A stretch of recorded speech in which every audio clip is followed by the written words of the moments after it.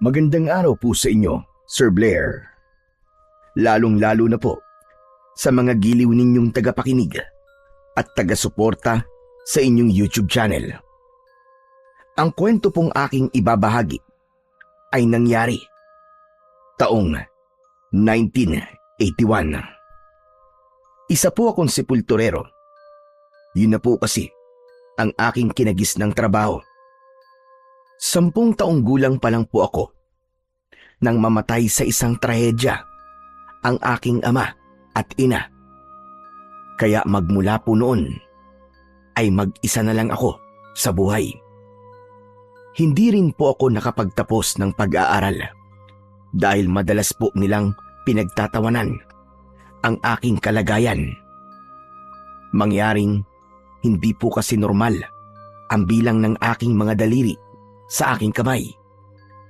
6 po kasi yun. Isang pambihirang kondisyon na kakaiba sa lahat. Kaya naman, binansagan nila ako na emong luya. Pero hindi po yun ang totoong dahilan kung bakit ako sumulat sa inyo. Nais ko lamang po na maibahagi sa inyo ang nakakatakot kong karanasan tungkol sa mga aswang. Kilalanin niyo na lamang po ako sa pangalang Emong. At ito ang aking kwento. Emong, saan ba punta mo? At bis na bis ka? Bibisita lang po ako sa puntod ni nanay at tatay. Kaarawan po kasi ngayon ni tatay eh. Abay, ganun ba? Hala, isama mo na lang ako sa pagbati mo sa iyong ama. Nako, pasensya ka na ha. Kakauwi ko lang kanina, galing ako sa pagroronda. Kaya hindi ako makakasama sa iyo. Ayos lang naman po yung kapitan.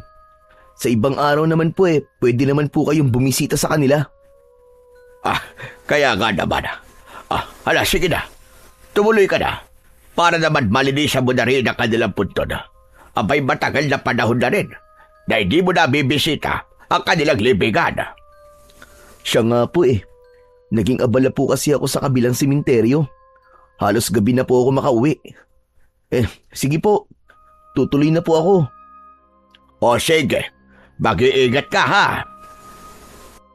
Isang matamis na ngiti ang itinugon ko sa sinabi ni Kapitan Tarok. Simula pagkabata, siya na ang gumabay sa akin. Kaya naman, hindi na rin iba ang turing ko sa kanya. Para ko na siyang totoong lolo. Nang tuluyang makalayo sa akin ang matanda, ay inayos ko na ang aking damit bago ko ipinagpatuloy ang aking paglalakad. Pagkalipas ng 10 minutong paglalakad, bumundol ang kaba sa aking dibdib.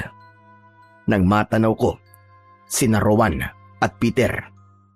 Pareho silang mga tanod ni Kapitan Tarok at sila ang madalas na nanggugulo sa akin. Iiwas sana ako pero nakita na ako ni Peter. Oy! Teka lang sandali. Saan ka pupunta ha, Emong? Bakit, Peter? Ano bang kailangan mo sa akin? Wala naman. Natutuwa lang ako sa itsura mo eh. Aba, mukha yata may lakad si Emong Luya. At terno pa ang damit. Anak naman ang putya, oo. Parang ibuburo na. Teka, saan ba lakad? Diyan lang sa sementeryo. Bibisitahin ko lang sila nanay at tatay. Pambira. Bibisita ka lang naman pala sa mga patay. Bakit naman nakapolo ka pa ha? At sakit mo sa mata no? Bitiwan mo ang damit ko, Rowan. Mahalaga kasi ang araw na to para kay tatay Kaya nagsuot ako ng maayos sa damit. Sige na, kailangan ko nang umalis Teka. Sandali lang naman. Bakit ba nagmamadali ka ha? Bakit niyo ba ako ginugulo? Bitiwan niyo ang damit ko. Wow! Sumasagot-sagot na si Emong Luya. Hindi na siya natatakot sa'yo, Peter. Abat, lintik na to Ayaw magpahawak ng damit Bakit? Papalag ka ba, ha? Hindi Peter. Hindi ako lalaban sa inyo. Dahil sa ipinakita kong takot sa kanila, tila naging dahilan pa yon para mas lalo nila akong pagtripan at pagtawanan. Lumapit sila sa isang tindahan at narinig ko na humingi sila ng kawali kay Aling Bebang. Maya-maya pa ay may iniabot sa kanila ang matandang babae. Kaya napansin ko na ikinuskus nila ang kanilang mga kamay sa kawali. Gusto kong umalis ng mga sandaling yon, pero agad silang nakabalik sa aking kinaroroonan. Teka, sandali lang. Huwag ka munang umalis, sabi. Rowan, nakikiusap ako. Kung maaari, hayaan niyo na akong dumalaw sa aking mga magulang. Narinig mo ba yon, ha, Rowan? Para bang naririnig kong nakikiusap ang ulupong na to, eh. Oo, dinig na dinig ko, tol. Alam mo, Emong, kanina ka pa kasi namin pinagtatalunan ni Peter eh. Kung ano ang totoo mong pagkatao. Hindi kasi namin malaman kung ano ka eh. Sumilay ang nakakalokong ngiti sa labi ni Rowan habang nakatago ang kanyang mga kamay sa kanyang likuran. Panay naman ang tawa ni Peter habang nakaharang sa aking harapan. Akala nila hindi ko napansin na meron silang masamang binabalak sa akin. Teka pare, alam ko na ang tawag sa ternong puti na suot ni Emong. Ano, tol? Mongha, luyang nabilad sa araw, kaya nasunog at naging abo. Kung ganon, abay dapat magmalasakit tayo, hindi ba? May kasabihan kasi sa baryo natin na ang mga mongha ay swerte raw sa negosyo. Kaya ang dapat, itaas ang mahiwagang kamay. Mas lalong umalingaw-ngaw ang malakas nilang tawanan nang itaas ni Rowan ang aking kamay. Kitang-kita ko ang pandidiri sa kanilang muka habang nakatingin sa aking mga daliri. Naiklas ko kagad ang aking braso at itinago ko yun sa aking likod. Pero pilit nilang hinihila ang aking kamay. Ngunit umiiwas ako at kahit anong gawin nila sa akin, hindi ako lumalaban dahil ayoko ng gulo. Siguro, makikipagkita ka sa nobya mo na multo, no? Ano ka ba naman, tol? Wala namang nobyang multo si Emong eh. Baka naman hinuhukay niya ang bagong libing na babae doon. Tapos ginagahasa niya tuwing gabi. Hoy, ano ba kayo? Hindi ko yun magagawa. Nagkakamali kayo. Rowan, wag mo naman paratangan lang kung ano-ano si Emong. Ikaw naman, oo. Maawa ka naman sa kanya. Teka. Nako, mukha yatang nagusot ang polo mo, ah. Aayusin ko muna, Emong, ha? Para naman hindi ka mapahiya sa nobya mo. Sinimulan ni Peter na ipunas sa aking damit ang kanyang kamay na puno ng uling. Ganon din ang ginawa ni Rowan habang kunwaring inaayos ang aking kwelyo. Nagkulay itim ang bago kong polo na matagal kong pinag-ipunan bago mabili. Habang ginagawa nila yon sa akin, para nang sasabog ang aking dibdib sa labis na galit. Napakuyom ko ang aking kamao at napapikit. Nanatili akong nakatayo, nanginginig dahil sa pagtitimpi ng galit. Mas lalong umalingaw-ngaw ang malakas nilang tawanan nang magmulat ako ng aking mga mata. Nakita ko ang kanilang itsura habang tinuturo ang aking muka. Gusto ko silang saktan, ngunit hindi ko magawa. O ayan, pwede ka nang umalis. Sige na, maayos na ngayon ang itsura mo. Teka, may naalala nga pala ako. Saan ka ba nagpupunta tuwing gabi, ha? Ano? Madalas kasi kitang nakikita na gabi na akong umuwi. Siguro, ikaw ang may gawa sa mga natatagpuang bangkay sa kakauyan, ano? At para walang ebidensya, dinudurog mo ang kanilang mga buto para hindi makilala. Tama ba? Naku, Walang katotohanan ng mga ibinibintang mo sa akin, Peter. Hindi lang yun, Emong. Alam mo bang ang mga natatagpuan na biktima ay nakalagay sa balon? Di ba, mahilig kang magdukal ng lupa? Naguhukay ako ng lupa. Dahil yun ang trabaho ko eh. Sus, umamin ka na. Siguro, nagkukunwari ka lang na mabait ano? Pero ang totoo, ikaw ang killer na matagal na naming hinahanap. Ikaw ang totoong pumapatay sa mga biktima sa hakawian. Tama ba? Hindi. Hindi akong pumatay sa kanila. Umamin ka na. Malakas ang kutob ko, may kakaiba sa'yo eh. Kung tutuusin tugma sa yung pinaghihinalaan naming mamamatay tao. Umamin ka na kasi, nang hindi ka na masaktan. Wala akong aaminin eh. Dahil wala naman akong ginagawang masama. Habang pinaparatangan nila ako ng kung ano-ano, itinutulak nila ako sa balikat. Kaya nga, napaatras ako ng hakbang. Mabuti na lang at biglang dumating si Kapitan Tarok. Hoy, Peter! Rowan! Anong ginagawa nyo kay Emong ha? Mga salbahe talaga kayo ha? Mga tanod pa naman kayo ng baryo natin. Tapos kayo pa nagsisimula ng gulo. Mga hinayo pa kayo. Nagkakatuwaan lang naman po kami, Kapitan.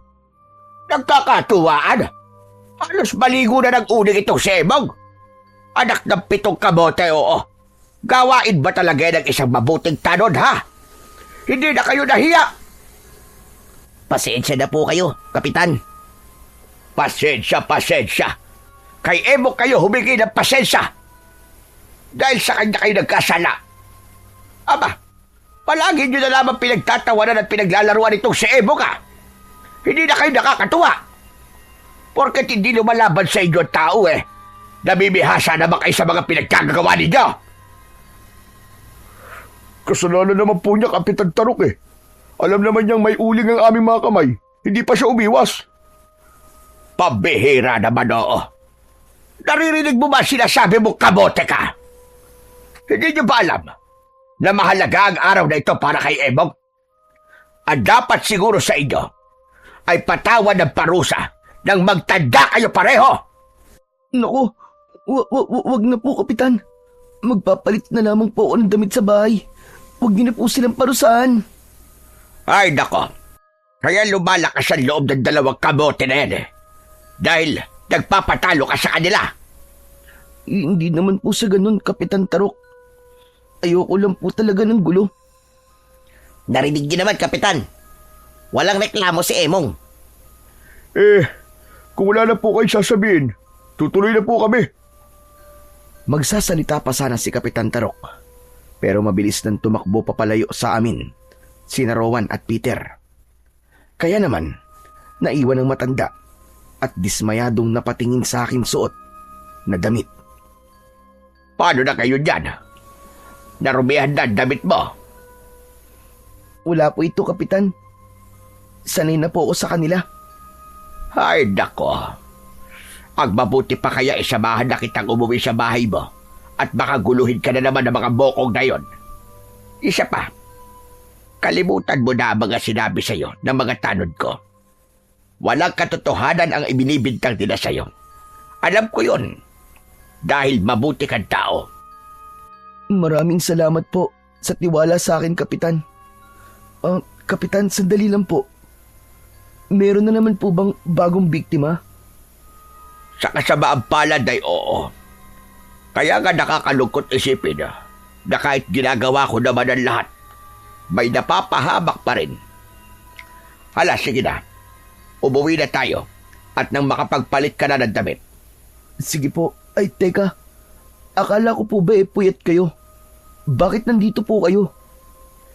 Alam ko kasi na paglalaruan ka na naman ng 2 yon. Kaya sinundan kita. Salamat po talaga, Kapitan Tarok. Kung hindi po dahil sa inyo, baka sinaktan na naman po nila ako.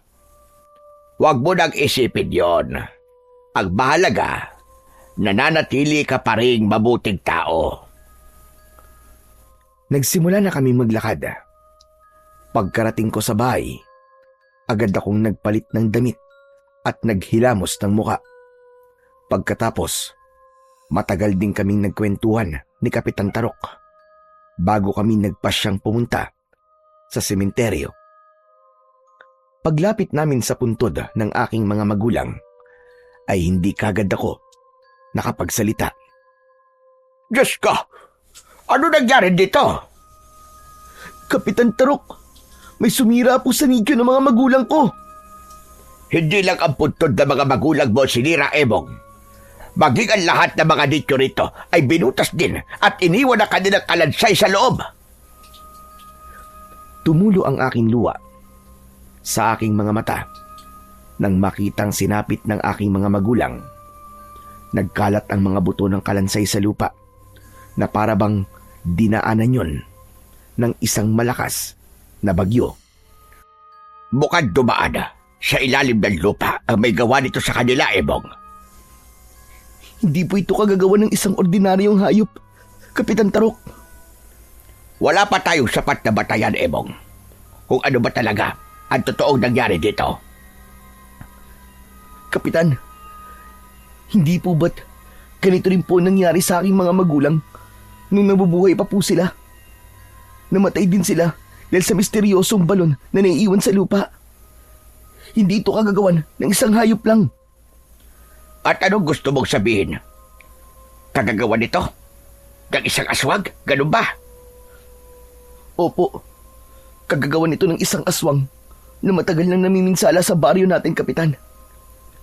Kapitan, gumawa po kayo ng paraan para mahuli kung sino may gawa nito sa mga magulang ko. Hindi yun magiging madali. Masyadong komplikado ang sitwasyon, Emong. Hindi nagtagal ay nakarating sa mga tao ang nangyari sa sementeryo. Pagkalipas ng ilang minuto, dumagsa ang mga tao at nakita ang sinapit ng kanilang pamilya. Napuno ng ingay ang paligid dahil sa iyakan ng mga tao. Ang iba naman ay nagtatanong kung sino ang may gawa nun sa puntod ng kanilang kaanak. Umalis ako sa lugar na yon dahil parang dinudurog ang puso ko sa nakikita kong sitwasyon ng mga tao na winalangya ang mga bangkay ng kanilang mahal sa buhay. Iginala ko ang aking paningin. Sinundan ko ang umangat na lupa na sumira sa sementeryo. Nakarating ako sa gilid ng kakauyan kasama si Kapitan Tarok na hindi rin makapaniwala sa mga nangyari. Naniniwala po kung aswang talagang may gawa nun sa mga nicho. Kung di niyo po kayang gumawa ng paraan para huliin po ang nilalang na yun, ako po mismo ang kikilos. Madaling sabihin, ngunit mahirap gawin, Emong. Kahit sabihin pa natin na aswang ang may gawa nito sa kanila, may maniniwala ba? Kahit nakita na nila ang mga nangyari. Hanggat walang nakikitang anyo ng aswang, hindi sila maniniwala sa atin. Kagaya na sinabi ko sa iyo, Emong, ako mismo ang gagawa ng paraan para mahuli ang nilalang na yon. Matagal na po itong nangyayari, hindi ba, Kapitan? Matagal na siyang namiminsala sa atin at ito ang pinakamalala sa lahat ng kanyang ginawa. Dahil pati ang mga dati ng patay ay ginagambala niya. Para siyang may matinding galit sa baryo natin, Kapitan. Parang hanggang langit ang galit niya sa inyo. Kung marami ang madadamay dahil sa galit ng nilalang na yun sa akin, mas pagbubutihin ko pa ang pagbabantay sa aking mga nasasakupan. Nagkakamali po kayo, Kapitan. Hindi niyo sila mapoprotektahan. Kailangan niyo ang tulong ko. Pero kakailanganin ko muna ang tulong niyo, Kapitan. Kailangan ko ng maraming bawang. Sige. Hindi kita pipigilin sa mga binabalak mo. Tutulungan kita. Pero gagawin mo ito ng tahimik. Huwag mong ipapaalam kahit na kanino ang tungkol sa totoong dahilan ng ginagawa mo. Sinasabi niyo po bang walang dapat makaalam ng tungkol sa aswang? Paano po sila makakapag-ingat kung ganun? Mas lalong lalaki ang gulo kapag nalaman ng mga tao dito ang tungkol sa aswang. Mas mahihirapan tayo na hulihin sila. Sige ho, Kapitan Tarok. Kung yan po ang gusto nyo, naiintindihan ko. Pagkatapos naming mag-usap, ay umuwi na rin ako sa bahay. Kinabukasan, ay dinala sa akin ni Kapitan Tarok ang isang sakong bawang. Ibinaon ko ang mga yon sa paligid ng kakahuyan at sementeryo. Maya-maya pa, ay may biglang dumating sina Rowan at Peter, kasama ang iba pang mga tanod. Malayo pa lang ay pinagtatawanan na nila ako sa pagdudukal ng lupa. Tumayo ako habang hawak ko ang itak. Tumingin ako sa kanila habang papalapit sila sa aking kinaroroonan. Kung ganon, ikaw pala naglalagay ng mga bawang sa paligid ng sementeryo, ha? Talaga palang nasisiraan ka na ng ulo, eh. Alam mo, Emong, hindi ako naniniwalang epektibo ang bawang na yan sa hayop na sinasabi ni Kapitan. Ano bang hayop ang pinagsasasabi nyo? Nagtatanim lang naman ako ng bawang, ah. Hindi mo kami maluloko, Emong. Alam namin na may inililihim kayo sa amin ni Kapitan. O baka naman, gusto mo pang tanggalin ko ang sobra sa iyong daliri para lamang umamin ka. Umalingaw ang malakas na tawanan sa aking paligid. Hindi pa sila nasiyahan. Binunot nila ang mga ibinaon kong bawang. Sinubukan ko silang pigilan, ngunit itinulak nila ako. Nang matapos sila sa panggugulo sa akin, wala akong imik na dinampot ang nagkalat na bawang sa lupa at ibinalik ang mga yon kung saan ko yon ibinaon. Pero hindi naging maganda ang dating nun kay Peter. Kaya naman, malakas niya akong sinipa sa tiyan. Lintik ka! Wala ka ba talaga sasabihin sa amin, ha? Hindi mo ba ipapaliwanag sa amin kung anong totoong nangyayari sa sementeryo? Wala akong alam sa mga pinagsasasabi mo, Peter. Anong walang alam? Anong pinag-usapan nyo kahapon ni Kapitan, ha? Sabihin mo sa amin! Aray, tama na, Peter, nasasaktan ako. Talagang masasaktan ka sa akin kapag hindi ka nagtapat. Kasama ba yan sa pagiging tanod nyo, ha? Ang manakit ng tao na walang kalaban-laban sa inyo. Ang totoo, hindi naman ako nasaktan nang tamaan ako ng sipa ni Peter sa akin tiyan. Kailangan ko lang magkunwaring nasasaktan para tigilan niya ako. Pero dahil sa pagmamatigas ko na hindi sabihin sa kanila kung ano ang totoong nangyari, binugbog nila ako. Halos mamilipit ako sa labis na sakit ng aking katawan. Yan! May dahilan ka na para tigilan ang ginagawa mo. Siguro, paraan mo lang to, no? Para hindi ka namin paghinalaan. Pero ang totoo, ikaw naman talaga ang may gawa nun sa nangyari sa sementeryo. Di ba? Umamin ka na! At para hindi ka paghinalaan ng mga tao, idinamay mo pa talaga ang puntod ng walang silbi mong mga magulang. Huwag mong idamay ang aking mga magulang dito. Isipin mo na ang gusto mong isipin sa akin. Pero hindi sila namatay ng walang silbi. Namatay sila dahil sa pagliligtas nila sa buhay ni Kapitan Tarok. Ha! Kaya nga, di ba? Hanggang ngayon, kinakampihan ka pa rin na matandang yon. Kung hindi mo ipagtatapat sa amin kung anong pinag-usapan nyo, ako mismo ang aalam. Tara na nga mga kasama. Ituloy na natin ang pagroronda sa kakahuyan. Nakakabwisit lang ang pagbumuka ng taong to. Nakahiga ako sa lupa nang umalis sila sa aking harapan. Dahan-dahan akong bumangon at nahaplos ang aking tiyan. Tumayo ako at hinabol sila ng tanaw habang papasok sila sa kakahuyan. Pagsapit ng gabi ay hindi ako dinalaw ng antok. Kaya naman, bumangon ako at kinuha ang aking sombrero. Isinukbit ko rin ang aking itak sa aking bewang. Lumabas ako ng bahay para magtungo sa sementeryo. Bala ko nang magbantay roon. Ngunit pagdating ko, nakita ko ang pangkat ni Rowan at Peter. Naglilibot sila sa loob ng sementeryo. Kasama si Kapitan Tarok. May dala silang sulo, sibat at itak. Panay ang lingaan nila sa paligid. kaya nagtago ako sa likod ng isang nicho. Talasan niyo ang inyong paningin at pakiramdam nang hindi na maulit ang mga nangyari kahapon. Bakit kailangan pa natin magbantay rito, Kapitan? Bakit hindi na lang si Emong ang hulihin natin? Siya naman talaga ang may gawa nito eh.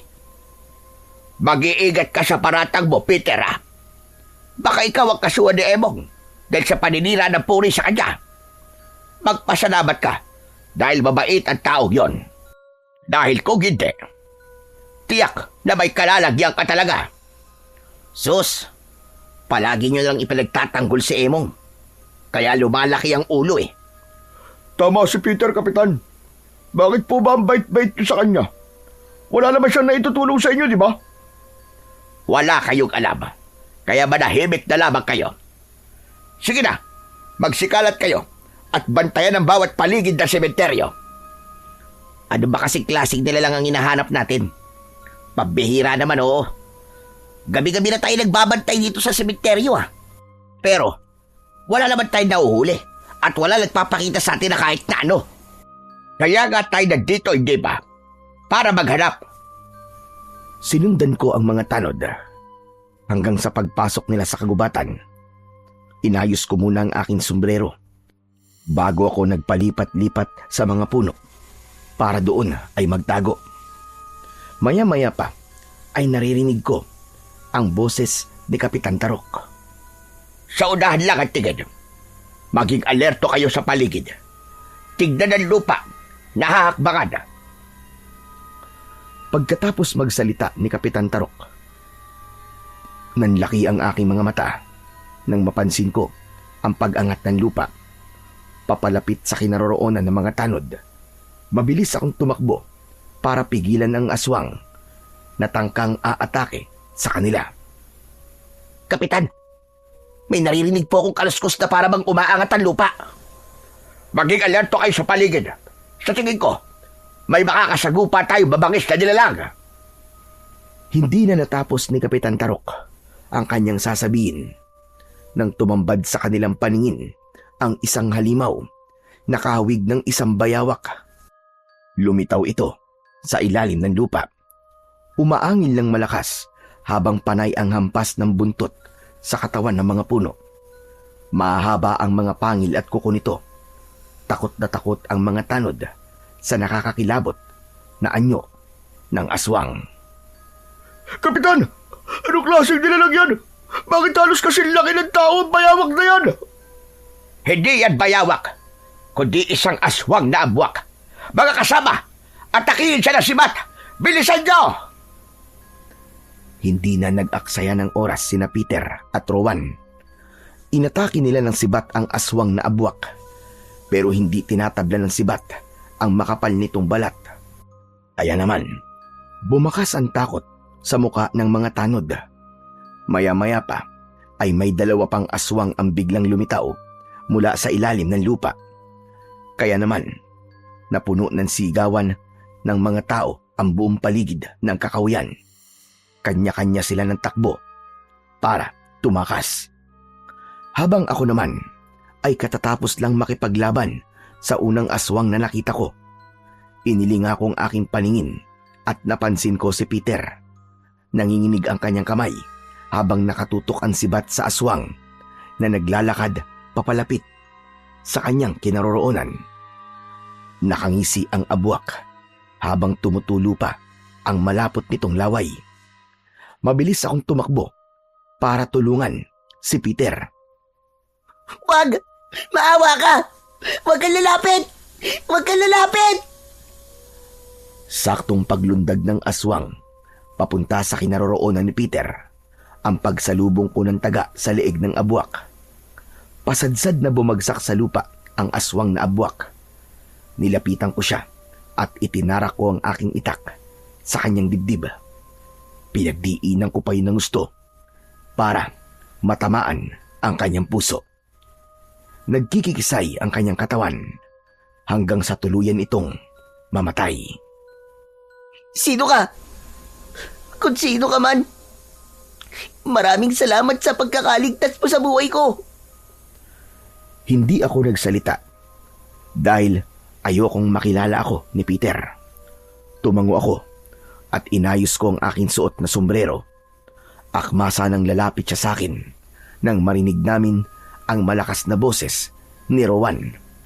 Tulong! Tulungan niyo ako para kawa niyo na! Mabilis akong tumakbo, papalapit sa kinaroroonan ni Rowan. Sumunod sa akin si Peter at tumambad sa aming paningin ang abwak. Kagat nito sa braso si Rowan. Agad akong lumukso ng mataas at pagbagsak ko sa lupa.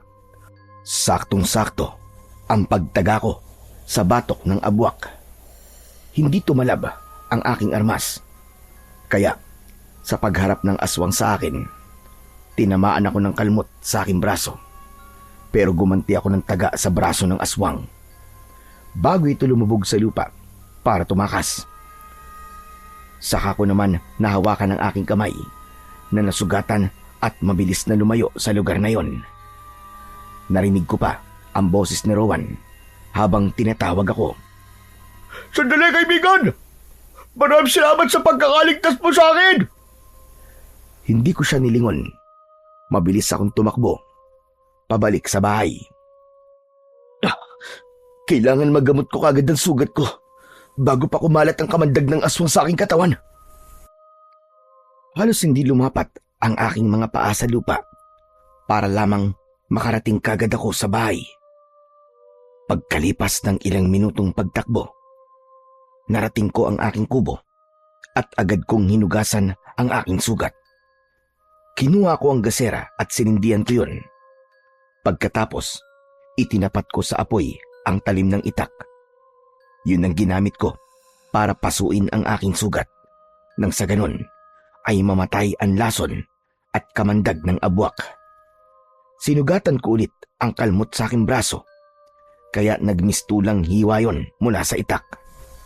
Halos mamilipit ako sa labis na sakit. Pawisan ang aking noo nang matapos ako sa paggagamot. Kinabukasan, usap-usapan ang ginawa kong pagliligtas kina Rowan at Peter. Ayon sa kanila, hindi nila nakilala ang lalaking tagapagligtas. Sakto, napagdaan ko ay napansin ako ni Kapitan Tarok. Oh, Emong! Papasok ka na ba sa trabaho ba? Opo. Dun po muna ako sa lumang sementeryo. Marami po kasing nasirang nicho kaya mag-aayos po ko ron. Ganun ba? O teka, alam mo na ba nangyari sa amin kagabi? Alam mo bang inatake kami ng aswang? Ibig niyo po ba sabihin? Alam na nila ang tungkol sa aswang? Akala ko po ba gusto niyo munang itago ang tungkol sa kanila? Wala na. Kusan lumantad ang mga aswang. Kaya wala na dahilan para iniman tungkol sa kanila. Kaya huwag ka magpapagabi sa daan ha. Dahil luban delikado. Opo, Kapitan. Dahil sa pag-uusap namin ni Kapitan Tarok, naagaw ko ang atensyon ng mga nagkikwentuhan na sina Rowan at Peter. Hindi sila nakatiis at lumapit sila sa aming kinaroroonan. Teka, bakit para yatang mahaba ang suot mong magasa, Emong? May tinatago ka ba, ha? Wala akong tinatago, Peter. Sige po, Kapitan Tarok. Tutuloy na po ako. Saglit lang naman. Nagpapaalam ka na kagad Hindi pa nga ako tapos magsalita Patingin nga ako ng braso mo. Peter, ano na naman bang kalokohan dyan At pinaghiinitan mo na naman si Emong?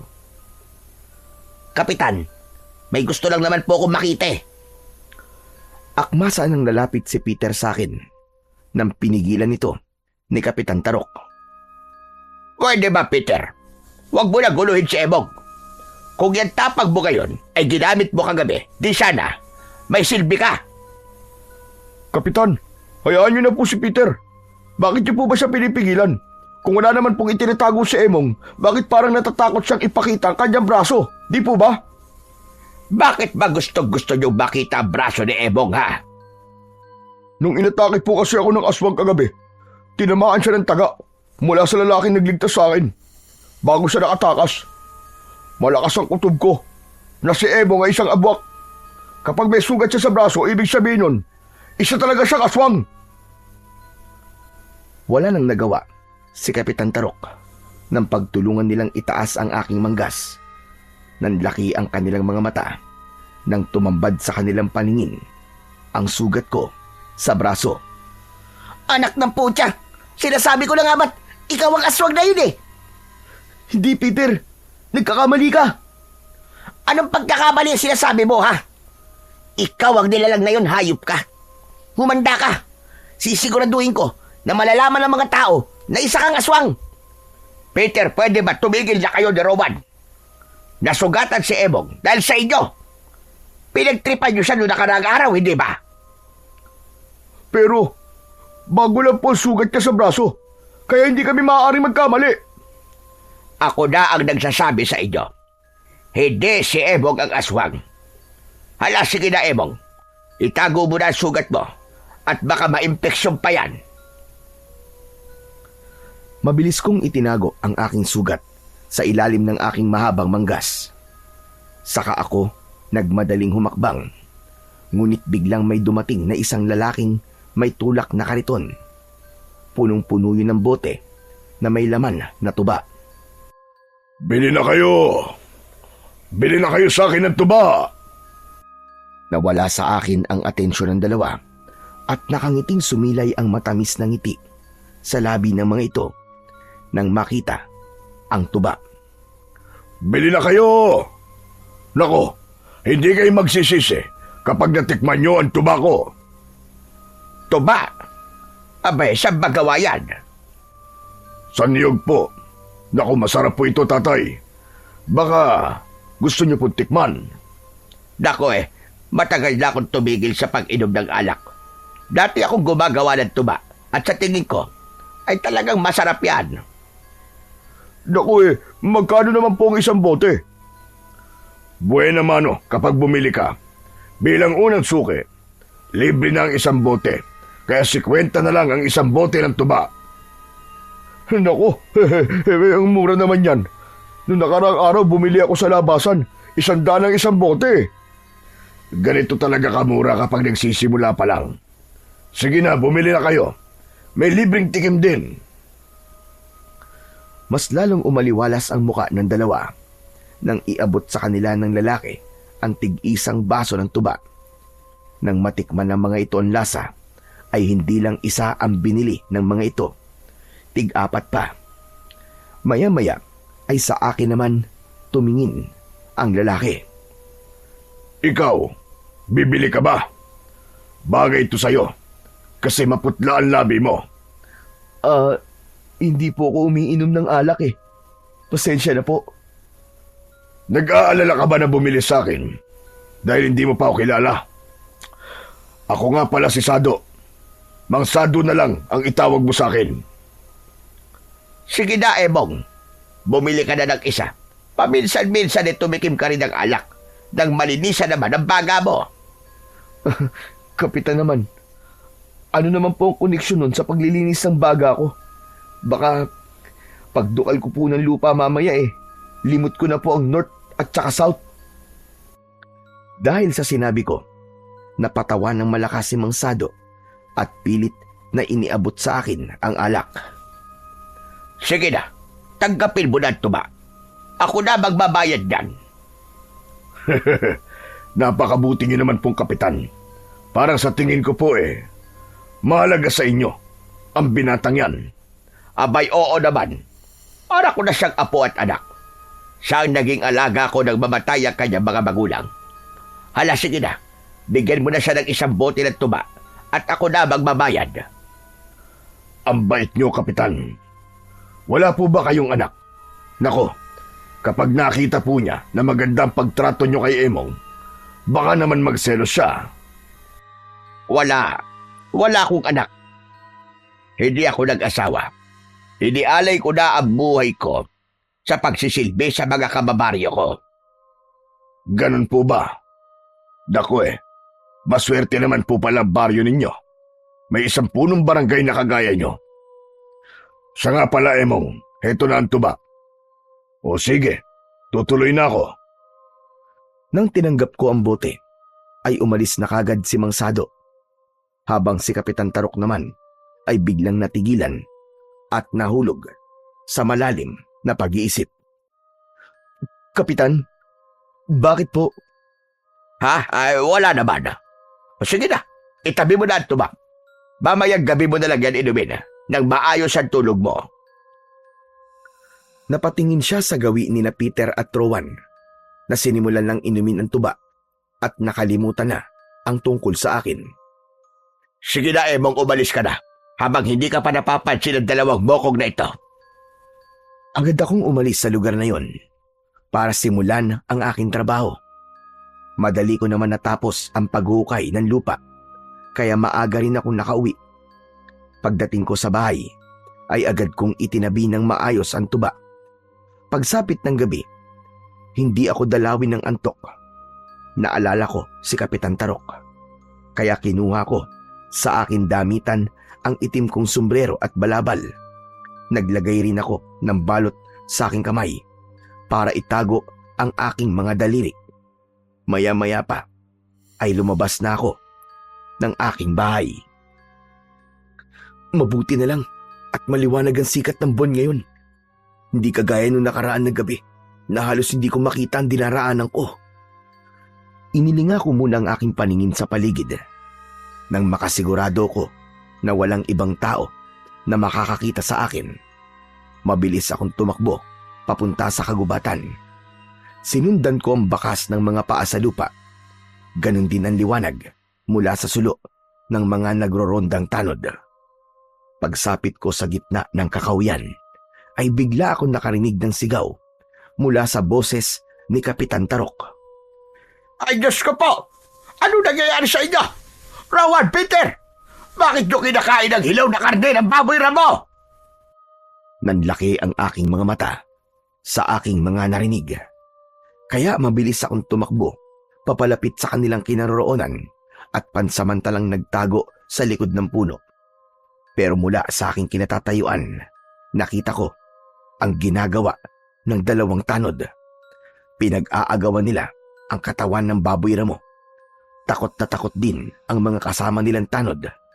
Maging si Kapitan Tarok ay hindi rin makapaniwala sa nakikita. Peter! Akin na! Bitiwan mo ang laman loob ng baboy ramo na yan! Ano ba nangyayari sa'yo? Kapitan, tulungan niyo kami. Hindi namin mapigilan ang aming sarili. Naglalaway po kami sa lasa ng baboy ramo na to. Lumayo po kayo sa amin, Kapitan. Isama niyo na mga kasama natin mga tanod. Nakikiusap po ako. Baka kayo naman po masaktan namin. Sige na. Umalis na po kayo. Hindi ko kayo iiwan hanggat hindi ko naiintindihan kung bakit kayo nagkakaganyan. Sige na, Kapitan. Umalis na kayo. Umalis na kayo. Muling ibinalik ni Peter ang pagkakasubsob niya sa katawan ng baboy ramo. Ganon din si Rowan. Ang ibang mga tanod na nakakita sa pangyayari ay agad na napasuka. Ang iba naman ay tumakbo at iniwan si Kapitan Tarok. Panay naman ang awat ng matanda sa ginagawa ng dalawa. Maya-maya pa ay biglang natigilan si Kapitan Tarok at napalinga siya sa paligid. Tara na! Umalis na tayo rito! Tigilan nyo na yan! Dariyan na ang mga abuwak! Bitiwan niyo kami. Huwag niyo kami pakialaman. Tumayo si Peter at sinamaan niya ng tingin si Kapitan Tarok. Maitim na ang paligid ng mga mata nito. Para bang wala na sa kanyang sarili.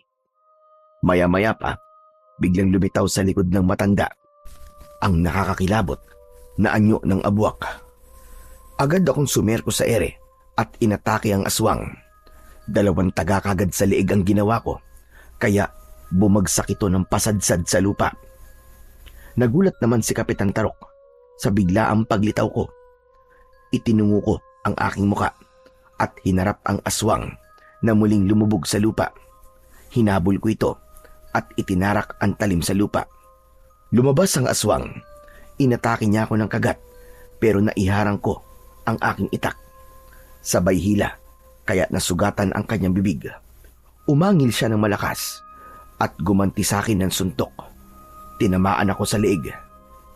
Napaubo ako sa sobrang sakit. Bumagsak ako sa lupa at lumapit sa akin ang aswang. Masyado kang pakailamero. Pabayaan mo na ako sa baryong ito. Marami ka napapatay sa mga alagad ko. At ngayon naman, pati pa naman ang mga bago kong alagad, pakikialaman mo rin. Kung ganun, hindi ka lang pala basta aswang. Alam mo rin ang ginagawa mo kahit nasa inyo kang abwak. Oo naman, lahat ay naiintindihan ko at mayroong dahilan kung bakit ako nagkakaganito. Ikaw, anong dahilan mo? At palagi mo akong pinakikialaman. Palagi mong inililigtas ang lintik na matandang yan. Marami akong dahilan. Dahil pinatay mo mga magulang ko, hayop ka. At wala kang karapatang manggulo sa baryo namin. Hindi ko kayo patatahimbikin. Hindi ko hahayaan na magkaroon ng katahimikan ng baryo ito. Pahihirapan ko ang magaling ninyong kapitan na nagtatago sa isang huwad na maskara. Pero ang totoo, hayop siya. Mabangis pa siya sa halimaw. Magsama-sama kayong lahat! Muling umatake ang aswang sa akin. Ngunit naiwasan ko ang kanyang kamao. Gumanti ako ng taga sa kanyang dibdib. At kitang-kita ko na naghilom kagad yun. Kaya napatras ako. Sumugod siya sa akin habang nakangisi. Hinampas ako ng buntot niya. Kaya naman, tumalsik ako sa gawi nila Rowan at Peter na tuloy lang sa paglantak sa katawan ng baboy ramo. Kaya lang, bumagsak ako sa dugo ng hayop. Kaya ako naman ang inatake ni Rowan at Peter. Bitiwan niyo, lalaki yan! Rowan! Peter! Awat ni Kapitan Tarok na hindi pa rin ako nakikilala. Bumangon ako at pinagsusuntok ko sina Rowan at Peter. Napansin kong tuluyan nang nawala sa kanilang sarili ang dalawang tanod. Umalingaw-ngaw ang tawa ng abwak. Ganyan nga! Patayin niyo sila! Sige mga alagad ko! Lapain niyo ang matandang yan! Pati na ang pakialamerong yan! Sino ka? Para maggulo sa nasasakupan ko! Tanda, ako dapat ang magtanong yan sa'yo. Sino ka? Para alagaan at protekta ng baryong ito. Wala kang kwentang nilalang! Dala ng galit ni Kapitan Tarok.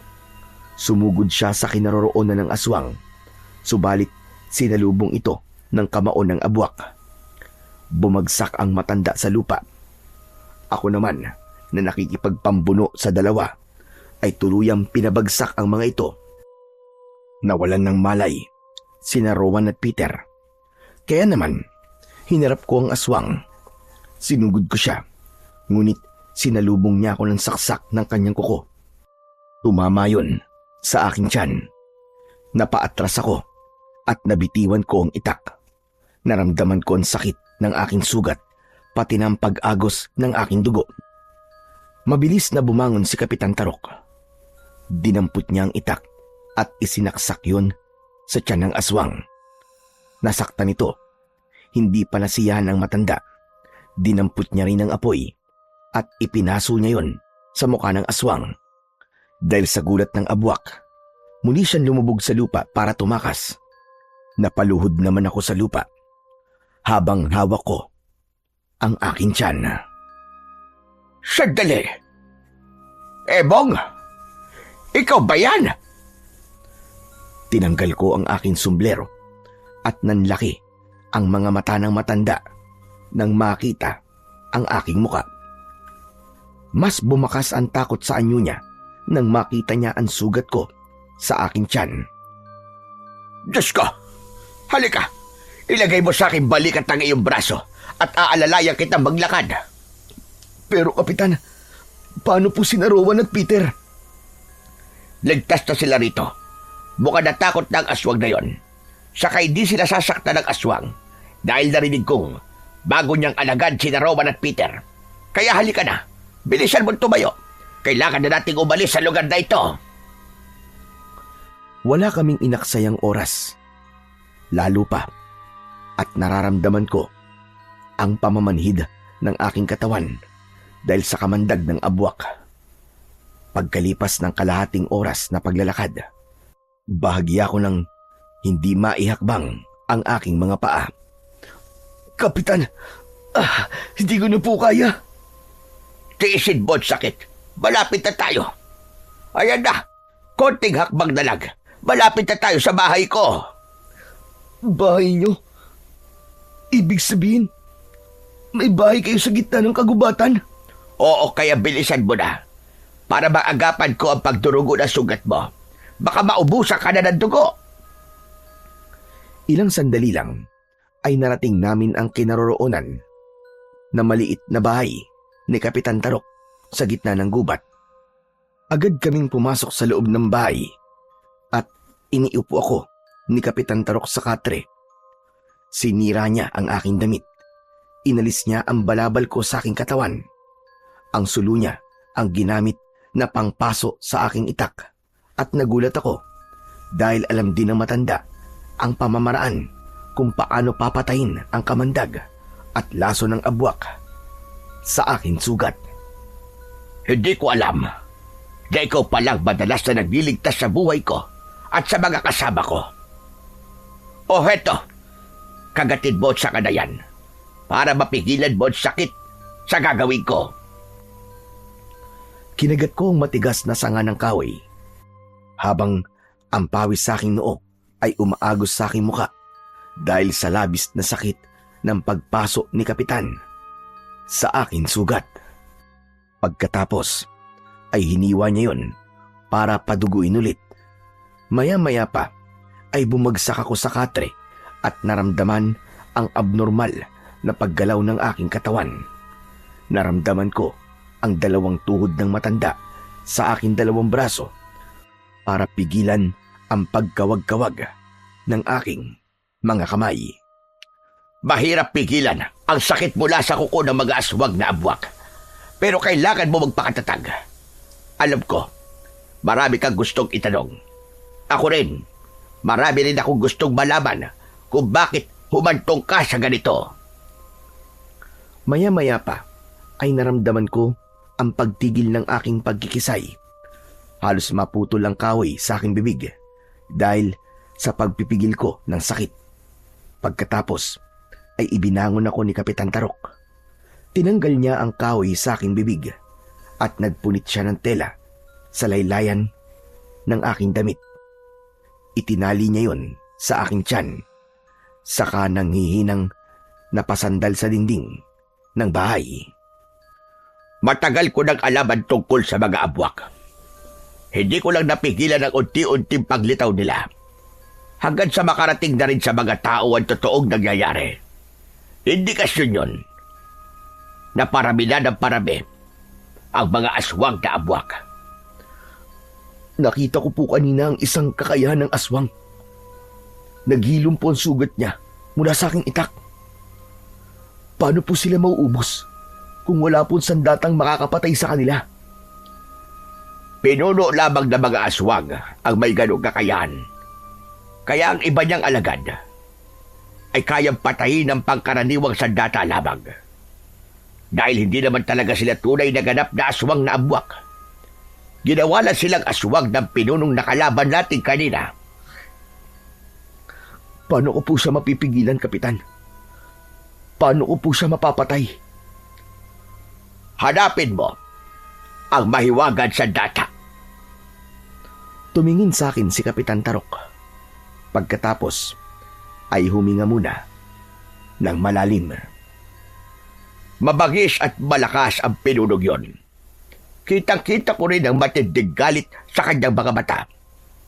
Sa tingin ko, sa akin talaga siya galit. Ako ang puntirya niya. Hindi ko alam kung dapat ko bang sabihin sa iyo ang isang lihim na sandatang matagal nang nawawala. Pag-aari yun ng iyong ama na si Alejandro. Isa sa dating manunugis na mga aswang.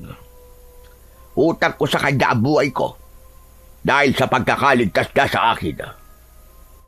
Huwag niyo na pong alalahanin ng bagay na yan, Kapitan Tarok. Sa dami po ng ginawa niyo para sa akin, masasabi ko pong wala kayong kailangan talawin na utang na loob kay tatay. Hindi yon ganon kadaling kalimutan. At sa mga nakita at natuklasan ko sa iyo kanina, sa tingin ko, ikaw ang nagmana sa kanya sa husay pagdating sa pakikipaglaban. 10 taong gulang pa lang po ako nang magsimula po akong maghanap ng aswang para ipaghiganti ang aking mga magulang. Matagal po akong nagsanay. Alam ko, pero hindi ko alam na palihim kang naghahanap ng mga aswang. Kapitan Tarok, gusto ko pong mahanap ang sandata ni tatay. Kung ganon, makinig kang mabuti sa mga sasabihin ko. Kakailanganin mo munang maghuli ng busang. Hintayin mo ang pagsikat ng araw at pagsabay ng ulan. Kapag natapos na ang ulan, lilitaw ang isang baghari. Kapag nakita mo yon, baybayin mo ang dulo nun. Pagkatapos, ihagis mo ang musang. Kung saan pumatak ang paa ng musang, doon nakabaon ang mahiwagang tridente. Kailangan mo yung hukayin. Ano ho? Tridente? Oo, tridente.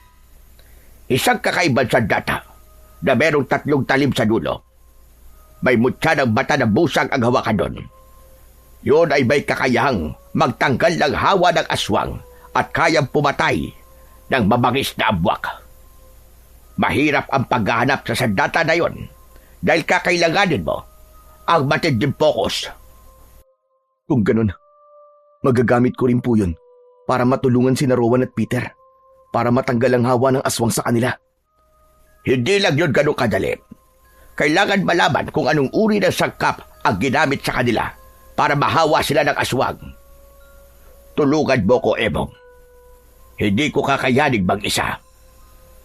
Handa po akong tumulong, Kapitan Tarok. Kailangan ko lang pumahanap ang mahiwagang tridente ng aking ama. Pagkatapos akong gamutin ni Kapitan Tarok, nanatili pa ako sa bahay niya sa Kakahuyan. Magmula rin ng gabing yon, nabalitaan ko ang patuloy na paghahanap ni Rowan at Peter sa hilaw na karne ng baboy ramo. Palihim ko silang binabahugan ng pagkain para lamang hindi sila tumikim ng karne ng tao. Pagkalipas ng ilang linggo na pamamalagi ko sa bahay ng matanda, nakahuli ako ng musang na magagamit ko para mahanap ang mahiwagan sandata ng aking ama. Pagkatapos, naghintay ako sa paglitaw ng magkasabay na init at ulan. Isang araw, pasado 12:00 ng tanghali, bumuhos ang ulan. Napabalikwas ako ng bangon at nagtungo kagad sa labas. Ayos! May ulan at init na musang. Pagkakataon na natin ito. Ito ng tamang oras para sa paglitaw ng baghari na siya magtuturo sa atin sa kinilalagyan ng nakabaon na tridente.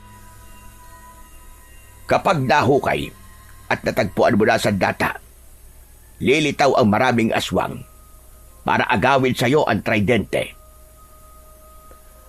Napalingon ako sa akin likuran nang makita si Kapitan Tarok na may dalang pagkain. Ito na ang pagkakataon mo, Emong. Lumitaw na ang baghari. Bilisan mo ang paghanap. Nagtataka na rin si Rowan at Peter dahil matagal ka na nilang hindi nakikita. Iniisip nila na ikaw talaga ang aswang. Huh? Wala silang kaalam-alam na sila talaga ang aswang. Oo, Emong.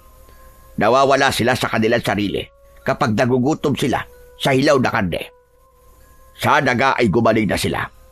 Nahihirapan na ako sa pagprotekta sa kanila. Sige po, Kapitan Tarok. Aalis na po ako. Sinuong ko ang malakas na ulan. Dala ang musang. Mabilis akong tumakbo habang nakatingala sa langit. Hindi nagtagal. Natagpuan ko rin ang dulo ng baghari. Hindi na ako nag-aksaya ng oras. Inihagis ko sa ere ang musang at sa pagpatak niya sa lupa, bumaon ng kanyang kuko malapit sa puno ng balete. Agad akong yumuko. Nagdukal ako ng lupa gamit ang itak. Halos tumagal yun ng 2 oras bago ko nahanap ang mahiwagang tridente. Hinawakan ko yun, saka napatingin sa gawin ng musang na biglang tumakbo papalayo sa akin. Naramdaman ko ang pagpasok ng malakas na enerhiya sa aking katawan. Nagkikisay ang aking katawan, kasabay ng paglitaw ng malakas na liwanag sa hawakan ng sandata. Gumapang yon sa aking mga kamay at lumabas sa aking mga mata. Aray! Ano nangyayari? Bakit marami akong naririnig na ingay sa paligid ko? Pagkatapos ay nakikita ko na malinaw ang kakawyan. Diyos ko! Ang mga kuko ko humahaba rin at hindi ko mabitiwan ang sandatang to. Pinagmasdan ko ang tridente. Habang nasa kamay ko yun, biglang lumiwanag ang sandata at humaba ang talim nun. Grabe! Ang astig naman ng tridenteng to! Itinuon ko yun sa lupa at walang kahirap-hirap na nakaahon ako mula sa hukay. Magaan din ang aking pakiramdam na parabang kasing gaan ng papel. Ilan lamang yan sa mga tataglayin mo. Magiging kasing bilis ka rin ng musang kapag tumatakbo. Napatingin ako sa gawi ng bagong dating na si Kapitan Tarok. Hindi na ako nakapagsalita nang mula sa kakawyan lumitaw ang maraming aswang na abwak. Lahat sila ay umaangil ng malakas habang nakatingin sa aking kamay. Simulan mo na ang laban. Gawin mo ang lahat para hindi nila maagaw ang iyong sandata. Nasa batok ang kanilang kahinaan. Sige na, patayin mo silang lahat. Biglang umatake sa amin ang mga aswang. Mabilis akong sumugod pasalubong sa kanila. Bigla akong tumalon ng mataas at pinuntirya ko ang kanilang batok. Meron akong isang tinamaan na nagkakakawag na parabang nakukuryente. Bumagsak siya sa lupa at nanlaki ang aking mga mata sa epekto ng talim sa kanyang katawan.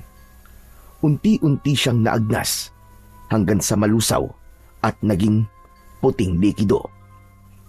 Kung ganun, ito pala ang epekto ng sandata sa katawan ng mga aswang na abwak.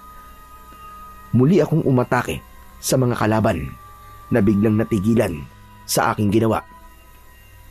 At kahit nagtatago sila sa ilalim ng lupa, ay naaabot sila ng talim ng aking tridente. Pinagsasasaksak ko sila ng aking sandata hanggang sa maagnas ang kanilang katawan at matunaw. Saka ko lang nakita ang mga bawang na ibinaon ko noong nakaraang linggo. Hindi sila naaapekto ng bawang, Emong.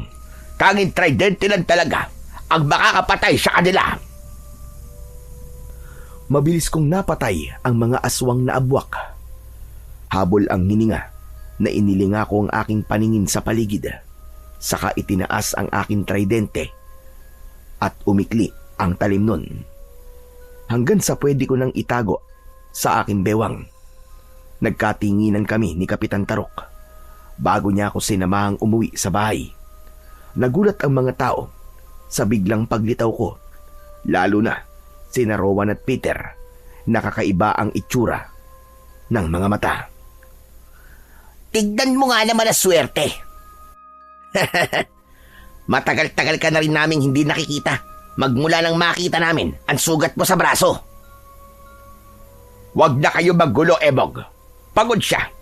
Siya ang katulog ko sa pagroronda habang wala kayo. Hindi ako naniniwala kasama niyo sa pagroronda. Ang duwag na aswang na yan. Hindi siya aswang. Kaya tumigil na kayo.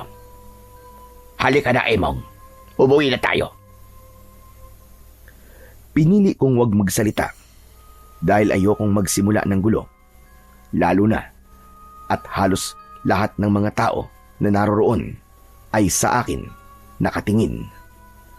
Pagkatapos akong maihatid ni Kapitan Tarok sa bahay, naghanda naman ako ng mga tulis na kawayan na ilalagay ko sa mga patibong na gagawin ko. Pagsapit ng gabi, nagtungo ako sa kakawyan. Pinasan ko ang mga pinatulis na kawayan at nagdukal ng lupa. Maingat kong ibinaon ang mga kawayan doon. Maya-maya pa ay dumating sina Rowan at Peter. May dala silang sulo. Lumapit sila sa akin at nagsimula na naman sa panggugulo. Nako! Pambihira talaga! Hanggang dito ba naman ay nakakarating ka sa pagdudukal ng lupa? Talaga palang balak mo na kaming palitan sa trabaho, ano? Tumutulong lang ako sa inyo. Hindi ko kayo pinapalitan. Itigil mo na nga yan. Hindi kami naniniwalang tumutulong ka lang. Palabas mo lang to para hindi ka namin paghinalaan. Isipin nyo na ang gusto nyong isipin. Basta ako, ginagawa ko lang kung ano ang tama. Ah! Tama pala, ha? Isa-isa nilang sinira ang ginawa kong patibong. Sinubukan ko silang pigilin, ngunit sinuntok nila ako sa muka. Hoy! Emong Luya! Ang mabuti pa umuwi ka na. Hindi ka namin kailangan dito. Siya nga naman. Nakakaistorbo ka lang dito eh. Tsaka, kung ginagawa mo ito para magpapansin kay Kapitan, pues wala siya rito. Kaya bumalik ka na sa inyo at matulog ka na lang. Umalingaw-ngaw ang tawanan ng dalawa habang tuloy lang sila sa pagsira sa mga ginawa kong patibong. O ano? Hindi ka ba talaga aalis, ha? Gusto mo bang masaktan? Iniangat ni Peter ang kanyang kamao para sana suntukin ako. Ngunit mula sa akin likuran, biglang lumitaw si Mang Sado. Sinalo niya ang kamay ni Peter, sabay tulak. Wala na ba talaga kayong konsensya? Pagkatapos ng ginawang tulong sa inyo ni Emong, ito pa ang igaganti niyo sa kanya? Huwag kang makialam dito, ha? Hindi ka pa ba nadadala sa ginawa namin sa ilo nakaraang araw, ha? Teka, bakit ka ba nandito? Bakit hindi ka nalang maglako ng tuba at dalang kami rito? Para ano? Para basagin niyo ulit ang paninda ko kapag hindi ko kayo nabigyan ng alak? Sinira na ninyo ang paninda ko. Tsaka nandito ako para tumulong. Hindi kagaya nyo na wala nang ang silbi. Pasaway pa. Ano ka mo? Tol, tama na yan. Pabayaan na lamang natin magsama ang dalawang talunan at mga duwag na yan. Halika na. Umalis na tayo rito. Inumin na lang natin ang natitira kong tuba. Nang mawala sila sa aming paningin, ay tinulungan ako ni Mang Sado sa paglalagay ng mga patibong. Pati pala kayo, pinagtripan din ang dalawang yun. Tama ka. Hindi ko nga alam kung bakit eh. Ewan ko kung bakit tinahayaan ni Kapitan na magkaroon siya ng ganyang klaseng mga tanod. Mangyaring mabait po kasi masyado si Kapitan Tarok. Mabait? Sobrang bait pala niya sa paningin mo, ano? Bakit po, Mang Sado? Ha? Wala naman. May naalala lang kasi akong isang tao na mayroong malaking pagkakautang sa akin. O siya, paano? Tapos na ako maglagay ng patibong. Tara na, umuwi na tayo. Pagkatapos naming mailagay ang mga patibong, umuwi na rin kami kagad. Nang maghiwalay kami ni Mang Sado, ay hindi naman ako kagad dinalaw ng antok. Lumipas pa ang maraming araw. Walang aswang na nagparamdam. Para bang alam na meron kaming inihandang patibong sa paligid. Ngunit isang gabi, nagkaroon ako ng hindi inaasahang bisita. Si Kapitan Tarok. Nagmamadali siyang pumasok sa loob ng bahay ko. Oh, Kapitan Tarok, ano po nangyayari? Bakit bigla po kayo napasugod dito sa bahay? Palala na ng palala ang mga nangyayari kina Rowan at Peter. Kailangan na natin kumilos. Kanina, buntik na nilang atakihin ang isang batang babae. Mabuti na lang at nakita ko sila at naigapos ko agad. Ang masaklap pa sa nangyayari, hindi nila natatandaan ang ginagawa nila. Sa tingin ko, may barang aswang sila. Ano ho? Barang aswang? Ano pong ibig yun sabihin? Mambabarang ang may gawa nun sa kanila. Malakas ang kutob ko na nagsimula ang lahat dahil sa tuba na binili nila doon kay Sado. Teka. Sinasabi niyo po bang si Mang Sado po ang pinuno ng mga aswang? Hindi pa ako sigurado. Pero sa tingin ko, ang tuba na nainom nila ay isa sa pangunahing sangkap para mahawa sila ng aswang. Kailangan kong bumili ng tuba kay Sado para malaman ko kung totoo ang mga hinala ko. Teka, ano po ba ang binabalak niyo? Gamitin mo ang tridente. Sugatan mo sila sa kanilang braso at ang dugo ay ipatakbo sa tuba. Saka natin ipapainom sa kanila. Sa ganung paraan, matatanggal natin ang barang aswang sa dalawa. Teka, naalala ko po na meron po kayong biniling tuba para sa akin. Itinago ko ho. Sige, akin na. Mabuti naman at hindi mo pa ininom.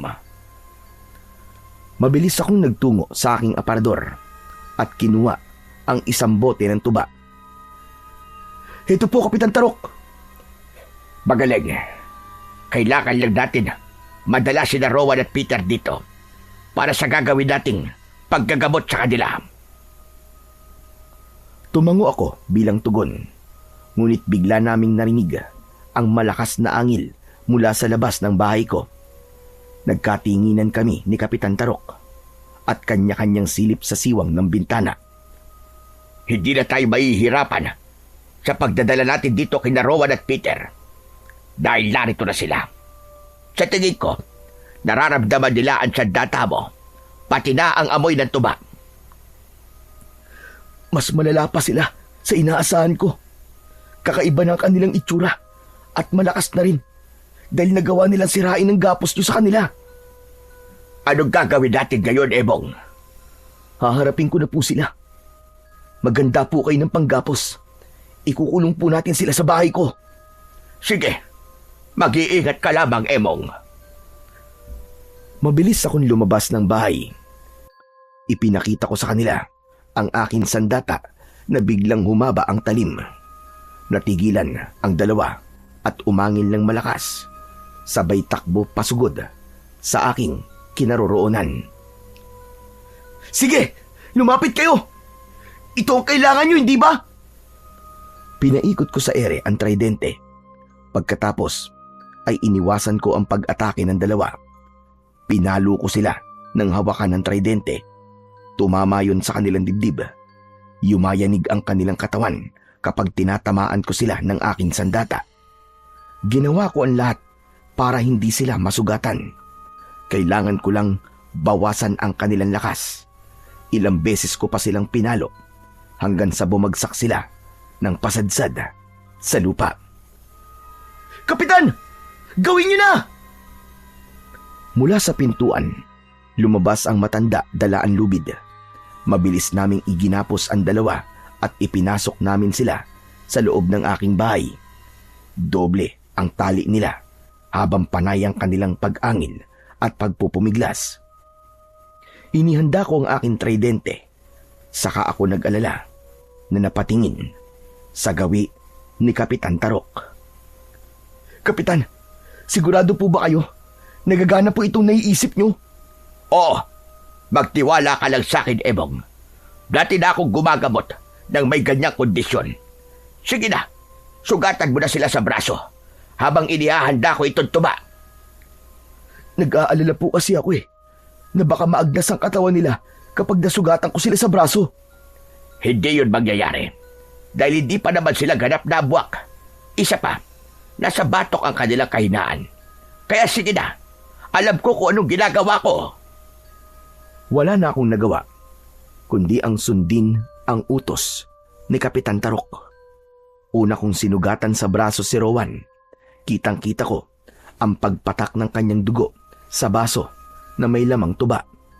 Ganon din ang ginawa ko kay Peter. Kanya-kanya silang pagpupumiglas at pag-angil dahil sa sakit. Pilit nila kaming sinusunggaban ni Kapitan Tarok. Heto ang baso. ipainom mo kay Rowan. Ako naman na magpapainom ng tuba kay Peter. Pagkatapos, sundan mo ang aking bibig kasing orasyon para matanggal ang barang aswang sa kanilang katawan. Sinunod ko lahat ang iniutos ni Kapitan Tarok. Nang mainom nila ang tuba, ay unti-unting nawala ang pangingitim sa kanilang mga mata. Nagkikikisay rin ang kanilang katawan at sinabi ni Kapitan Tarok na normal lang daw ang ganung pakiramdam kapag umiepekto na ang tuba at orasyon. Habang ginagamot natin sila, mararamdaman din ng bumarang sa kanila ang sakit na nararamdaman ni Rowan at Peter. Kaya natitiyak kong kikilos siya at hahanapin niya ang dalawang ito para malaman kung sino ang nagtatanggal ng barang aswang sa katawan ng kanyang mga alagad. At hindi po magtatagal, hahanapin din po niya kayo. Tama ka. Dahil ang totoo, sa akin talaga siya galit. Ang ipinagtataka ko lang ay kung bakit gano'n na lamang ang galit niya sa akin. Ano kaya ang dahilan? Wala po ba kayo naaalala na taong may galit po sa inyo? Wala. Dahil ang nag-iisang tao na galit sa akin ay matagal ng patay. Kaya imposible. Nahulog sa malalim na pag-iisip si Kapitan Tarok, habang ako naman ay nakatingin kina Rowan at Peter na biglang nawalan ng malay. Kinabukasan, nagkamalay sina Rowan at Peter. Nagulat ang mga ito nang magising sila sa bahay ko. Kaya naman, ipinagtapat na sa kanila ni Kapitan Tarok kung ano ang totoong nangyari. Yan ang buong katotohanan. Sa kabila ng kasamaan nyo kay Emong, siya pa ang nagligtas sa inyo ng maraming beses. Binantayan niya kayo. Siya rin ang nagbigay sa inyo ng pagkain ng mga panahong nasa ilalim pa kayo ng barang aswang. Ginawa niya ang lahat para hindi kayo tumikim ng karne ng tao. Diyos ko, patawarin mo kami, Emong, ha? Malaki ang nagawa namin pagkakamali sa'yo. Ako rin, Emong. Patawad. Pangako, magbabago na kami. Mas pinili pa rin namin ni Kapitan Tarok na huwag ipaalam sa kanila ang tungkol sa isa ko pang pagkatao at ang tungkol sa akin sandata para na rin sa kaligtasan ko. Hinayaan ko na isipin nila na ako lamang ang gumamot sa kanila. Tinatanggap ko ang paghingi niyo ng tawad. Mula ngayon, sasama na ako sa inyo sa pagpapanatili ng kaligtasan sa baryo natin. Magmula ngayon, ay mapapabilang na si Emong sa mga tanod ko. Umaasa ako na gagawin niyo ang lahat para mapanatili ang kaligtasan ng ating mga kababaryo. Pagkatapos naming magkasundo, ay nagpaalam na sa akin sina Rowan at Peter at Kapitan Tarok na uuwi muna sila sa kanilang mga bahay. Pagsapit ng hapon, ay nagulat ako sa biglaang pagdating ni Mang Sado. May dala siyang kariton na puno ng tuba. Kinabahan ako dahil marami ng bawas yon. Nangangahulugan na marami na rin ang binigyan nito ng tuba. Mas lalong dadami ang kanyang alagad pag nagkataon. Sinikap kong magkunwari na wala akong alam tungkol sa kanya. Mang Sado, ano pong ginagawa niyo rito? Aalokin sana kita na bumili ng aking tuba. Ikaw na lang kasi ang hindi pa bumibili sa akin eh. Inalok niyo na po ba si Kapitan Tarok at ang dalawa niyang tanod? Nako, hindi pa. Dito kasi ako dumiretso eh. Ganun po ba? Sige po, bigyan niyo po ako ng 2 bote ng tuba. Talaga? Nako, buena mano ka ngayong araw. Paano pong naging buena mano eh? Marami na po ang bawas sa mga bote ng tuba na inaalok nyo. Naku hiningi kasi ng mga tambay sa kanto ang ibang bote ng tuba. Hindi naman ako makatanggi dahil mga lasing na. Kaya heto, ngayon pa lang ako kumikita. Heto na ang tuba mo. Maraming salamat sa iyo, Emong. Inabot sa akin ni Mang Sado ang 2 bote ng tuba. Ganon din ang aking bayad. Agad kong napansin ang simpleng pagtingin niya sa aking bewang. Kasabay nun ang pag-iinit ng tridente sa aking likuran. Nakasuksok yun sa ilalim ng aking pantalon. Sige, Emong. Tutuloy na ako. Bago umalis si Mang Sado, ay napansin ko siyang sumulyap sa loob ng aking bahay. Sa kanya itinulak ang kanyang kariton at umalis. Pagsapit ng gabi ay sama-sama kaming nagronda. Inuna namin sa baryo. Pagkatapos ay sa kagubatan. Pero pagkalipas ng 1 oras naming paglalakad, bigla kaming sinalakay ng mga abwak. Lumitaw sila mula sa ilalim ng lupa at nakaharang sa aming daan. Umangil sila ng malakas at sabay-sabay na umatake pasugod sa aming kinaroroonan. Inilabas ko ang aking tridente at iniikot yon sa ere. Kasabay ng paghaba ng talim nito ay mabilis akong tumakbo. Sinalubong ko ang kanilang pag-atake. Kitang-kita ng mga kasama ko kung paano kong pinatay ang mga aswang. Magaling ang ginawa mo, Emong! Hanep! Ang galing mo, Emong! Rowan! Sa likod mo! Sabay-sabay kaming napatingin sa likuran ni Rowan. Maaga pa akong kumilos. Mataas akong tumalon. Pagbagsak ko, diretso ang pagtara ko ng talim sa batok ng abwak. Bumagsak ito sa lupa, kasunod ng biglang pag-agnas ng katawan nito. Lumiwanag ang aking paningin. Natanging ako lang at ang mga aswang ang nakakakita. Maya-maya pa, may dumating na isa pang aswang. Umakyat ako sa puno na parabang kasimbilis ako ng musang. Pagdating ko sa dulo, tumalon ako habang nakatutok ang talim sa batok ng abwak. Sa isang iglap, napatay ko ang aswang. Nang makabawi ako ng lakas at lumapit sa aking mga kasama, ay hindi kagad sila nakapagsalita. Natulala si Rowan at Peter, habang si Kapitan Tarok naman ay bakas sa muka ang tuwa. Ikaw ba talaga yan, ha, Emong? Paano naging mahusay ka sa pakikipaglaban? Pambihira! Kung pinatulan mo pala kami noong mga panahon na ginugulo ka namin. Ay, Chuck, na may paglalagyan pala kami sa'yo. Pero hindi ako ganong klase ng tao, Rowan. Kaya hinayaan ko lamang kayo. Ang totoo yan, isang manunugis ng aswang si Emong. Hindi ko na sana ipagtatapat sa inyo ang tungkol sa tunay niyang pagkatao. Kaya lang, nasaksiyan nyo na kung gaano siya kahusay sa pakikipaglaban. Sinasabi niyo po bang si Emong, ang lalaking nakasombrero na nagligtas sa amin nang minsan kaming sinalakay ng mga aswang? Tama ka, Rowan. Siya nga ang nagligtas sa inyo. At ang sugat niya sa braso nang minsan pagbintakan niyo siya na isa siyang aswang ay nakuha niya sa kalmot ng abwak. Kaya lang naman nagmukhang sugat yon na galing sa itak dahil kinailangan niyang sugatan ulit ang kanyang sugat para pasuin at patayin ang kamandag ng abwak. Diyos ko, ang laki pala talaga na naging kasalanan namin sa'yo, Emong. Patawarin mo kami. Hindi namin alam ang naging sakripisyo mo para sa amin. Wala na sa akin yun. Ang mahalaga, ligtas kayo. Hayaan mo, Emong. Balang araw, makakaganti rin kami sa'yo ng utang na loob. Pero sa ngayon, tutulungan ka namin na walang makakaalam sa totoo mong pagkatao para na rin sa kaligtasan mo. Ay, nako. Hindi ko alam na darating ang sandali na magkakasundo rin kayong tatlo. Hala, sige na, dating gawin. Umalis na tayo.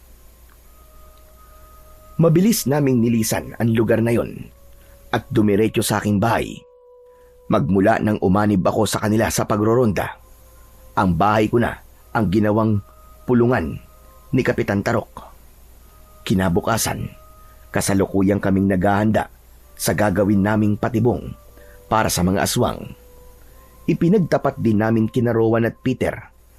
Nakilala na namin ang pinuno ng mga aswang. Hayop siya. Demonyo siya. Humanda talaga sa amin ang mangsado na yan. Pagbabayaran niya ang ginawa niya sa amin. Hindi lang yun ang inaalala ko. Natatandaan ko. Nakabisado niya na ang kinalalagyan ng mga patibong. Anong gagawin natin? Kailangan ng iba yung paghahanda. May maglilipat ng patibong at may maghihikayat sa ating mga kababaryo na magsipaghanda para sa napipintong pagsalakay ng mga aswang na abwak. Natitiyak ko po na pagkatapos nating mapatay ang mga alagad ni Mang Sado, aatake siya sa mga tao. Maging sa inyo, Kapitan Tarok. Nakahanda ako, Ebong. Ako na bahala sa mga tao. Panahon na para lumaban sa mga aswang na abwak. Pagkatapos ng aming pagpaplano, inilipat namin ang mga patibong sa mga lugar na hindi pa alam ni Mang Sado. Naglagay lang kami ng palatandaan. Pagsapit ng gabi, lumitaw rin ang bilog na buwan, kaya hindi kami nahirapan sa pagroronda. Habang tinatahak namin ang mabatong kalsada, ay nagbukas ng usapan si Rowan. Sa tingin mo, Emong, sasalakay ang mga aswang ngayong gabi? Oo, dahil bilog ang buwan. Kaya mag-iingat kayo. Ikaw rin, Emong. Mag-iingat ka. Teka, kumusta na kaya si Kapitan Tarok? Nasabihan na kaya niya ang mga tao? Siguro naman, dahil nakita mo naman ang kanilang mga bahay. Lahat ay nakasarado na at walang makikitang tao na nakatambay sa labas, maliban sa ating tatlo.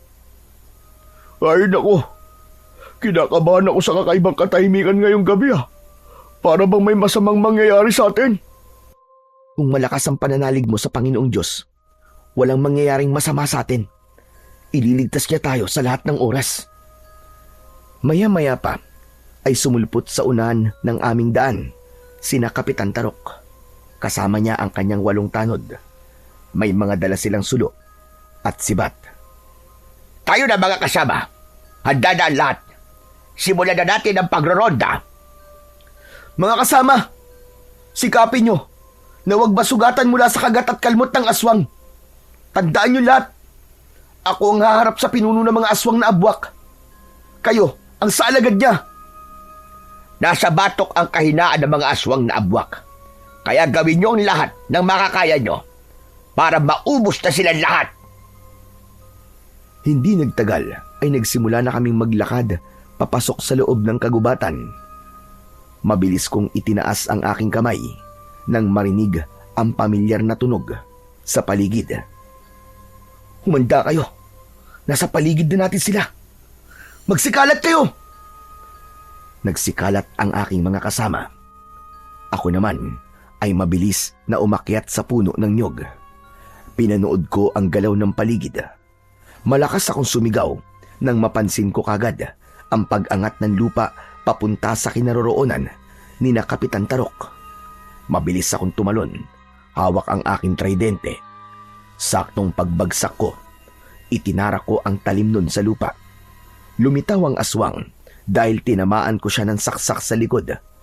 Nagwala ang abwak at inatake niya ang mga tanod. Lumipad ang mga sibat mula sa kanila. Sinundan ko ng pagsaksak sa kanyang batok. Nanlaki ang mga mata ng aswang nang mas ibaon ko pa ang talim sa batok niya. Pilit niyang tinatanggal ang tridente. Binunot ko ang aking sandata sa kanyang laman. Nahulog siya sa patibong. Nagkikisay at natunaw ang kanyang katawan. Mga kasama! Nariyan na silang lahat!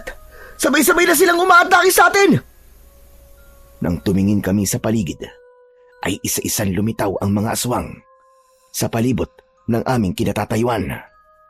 Diyos ko, hindi ko inaasahan na ganyan na pala sila karami ngayon. Kapitan, ano pong gagawin natin? Mag-focus lamang kayo sa mga kalaban natin. Huwag kayo matakot.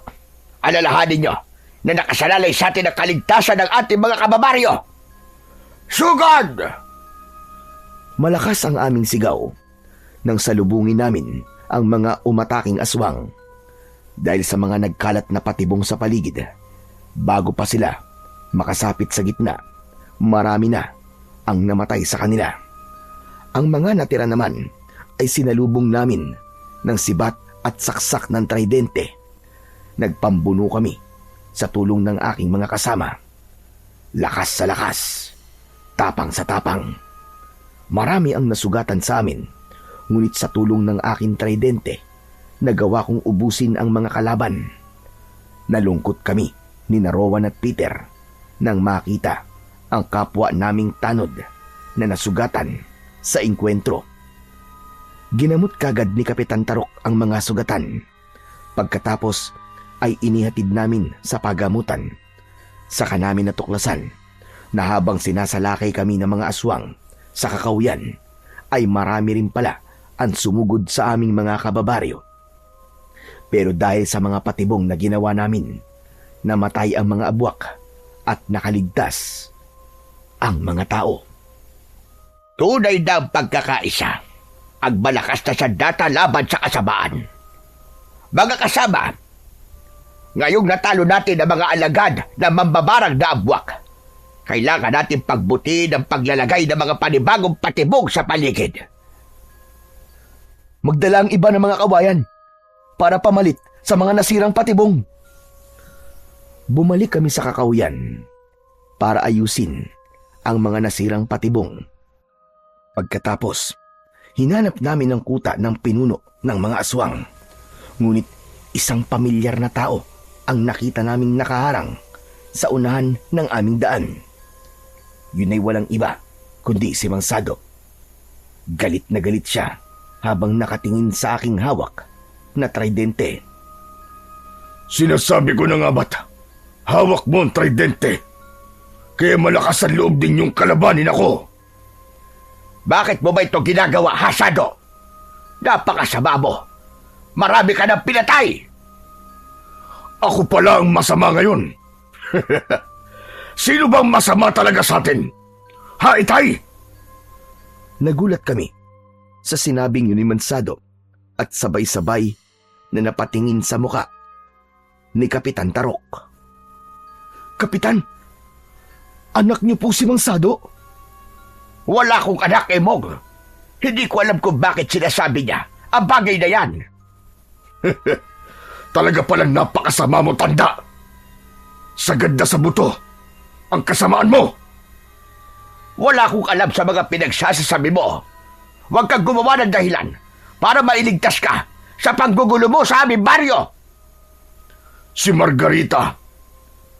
Ano? Hindi mo pa rin ba siya kilala? Ha? Teka, paano mo nakilala ang aking asawa? Pambihirang katangahan naman yan, oo. Nagpakamatay ang aking ina dahil sa pag-iwan mo sa kanya. Hindi mo ba alam na pagkatapos niya akong ipanganak, nagpakamatay siya? Pinalaki ako ni Lolo sa sama ng loob at isinaksak niya sa aking isip na dapat kitang pagigantihan dahil pinatay mo ang aking ina. Magbabayad ka sa lahat ng kalupitang sinapit ng aking ina mula sa lalaking kagaya mo. Huwag mong gamitin ang pangalan ni Margarita sa kahayupan mo. Bakit hindi mo ko titigan? Sino ang nakikita mo? Hindi. Hindi totoo sinasabi mo. Totoo, tanda. Narito ko para patayin ka. Para patayin ang mga lalaking takot sa responsibilidad sa kanilang anak. Wala kayong kasing sama. Masahol pa kayo sa halimaw.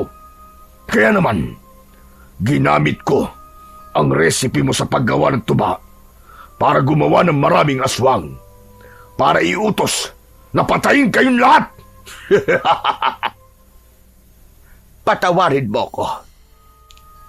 Patawarin mo ko, anak. Hindi ko alam. Huli na. Huli na para sa paghingi mo ng tawad. Tinanggap ko ang karunungang itim ng aking lolo. Isinalin niya sa akin ang bertud ng aking ina. Kaya wala ka nang magagawa kundi ang tumakbo at magtago, kagaya ng ginawa mong pangiiwan sa amin. Huwag, anak. Iniwan ko ang nanay mo dahil natuklasan ko na isa siyang mambabarang. At ako, anong kasalanan ko sa'yo para iwan mo ko? Hindi mo alam kung anong hirap ang dinaras ko sa kamay ng mga taong umampun sa akin. Pinagmalupitan nila ako, kaya pinatay ko silang lahat. At ngayon, uubusin ko naman kayong lahat. Hindi ako makakaramdam ng awa para sa inyo. Lalong-lalo ka na tanda, para hindi ka na pamarisan pa ng iba. Bigla ang pagbabago sa anyo ni Mang Sado. Naging isa tong mabangis na abwak. Lumubog siya sa lupa at paglitaw ay sakto sa tapat ni Kapitan Tarok. Sinakal niya ang matandang kapitan at hindi ko inaasahan na ihahagis nito ang kanyang ama sa lupa. Hindi lumaban si Kapitan Tarok. Hinayaan niyang bugbugin siya ng kanyang anak. Paulit-ulit na ibinalibag ni Mang Sado ang kanyang ama. Kaya hindi na ako nakatiis. Sandali! Ako ang kalabanin mo! Huwag mong saktan si Kapitan Tarok! Kung naging masama siya sa'yo, sa amin, hindi! Naging mabuti siyang tao para sa amin! Huwag kang makialam dito! Papatayin ko ang walang kwentang taong ito! Hindi ka rin naman mabuting tao ah! Kaya hindi ko hahayaan na madagdagan pa ang mga taong pinatay mo! Hinarap ako ni Mang Sado. Mabilis siyang umatake sa akin. Kinalmot niya ako sa muka, ngunit mabilis ko yung nailagan. Maya-maya pa, humarang sa aming gitna si Kapitan Tarok. Anak, wag! Patawarin mo ako! Hindi ko sinasadya! Nakikiusap ako! Itigil mo na ito! Tama na, anak! Huli na! Marami na akong napatay! At hindi ako matatahimik hanggat nabubuhay ka! Hinampas ng buntot ni Mang Sado si Kapitan Tarok. Bumagsak siya sa lupa. Akma na sanang sasaksakin nito ang matanda gamit ang kuko nito. Ngunit mabilis akong lumapit at hinampas ko nang hawakan ng tridente ang likod ng aswang. Hindi niya yun ininda at gumanti siya sa akin ng suntok. Tumama yun sa aking muka, ngunit hindi ko yung pinansin. Iniangat ko ang aking kamay para saksakin ng tridente ang batok ni Mang Sado. Biglang humarang si Kapitan Tarok. Pinigilan niya ang aking kamay. Huwag, Emong! Nakikiusap ako! Huwag mo siyang sasaktan! Bitiwan niyo ang kamay ko, Kapitan! Hindi ko nakakalimutan na siya ang pumatay sa aking mga magulang! Iwinaksi ko ang aking braso, kaya nabitiwan ni Kapitan Tarok ang aking kamay. Bumagsak sa lupa ang matanda dahil sa malakas na pagtulak ko sa kanya. Saka ko naman binalingan si Mang Sado. Inatake ko siya ng saksak, ngunit nakaiwas ito. Nagpambuno kami at nagpalitan ng malalakas na suntok sa bawat isa. Hinampas ko siya ng paulit-ulit sa kanyang katawan hanggang sa bumagsak siya sa lupa ng nakadapa. Akma ko na sanang itatarak sa kanyang batok ang tridente nang biglang sumigaw ng malakas sina Rowan at Peter. Emong, wag! Huwag mo siyang patayin! Hayaan natin sila mag-usap ni Kapitan Tarok! Tao lang din siya! Nagkakamali! Nagawa niya yan dahil sa labis na galit niya kay Kapitan! Tama si Rowan, Emong. Alam namin na hindi ka masama. Hindi ganyan ang pagkakakilala namin sa'yo. Nanginginig ang aking kamay dahil sa labis na galit. Umalis ako sa likod ni Mang Sado. Nagbago ang kanyang anyo. Bumalik siya sa pagiging tao. Mabilis naman na lumapit si Kapitan Tarok sa kanyang anak at niyakap niya ito ng maigpit. Dahil mas nangingibabaw ang galit sa aking dibdib, ni hindi pumatak ang aking luha ng mga sandaling yon. Pinanood namin silang mag-ama habang nag-uusap. Patawarin mo ko, anak. Hindi ko alam na nagkaanak kami ni Margarita. Natuklasan ko na isa siyang mambabarang. Nalaman ko rin na siya ang pumatay sa aking mga magulang dahil tumutol sila noon sa aming pagsasama.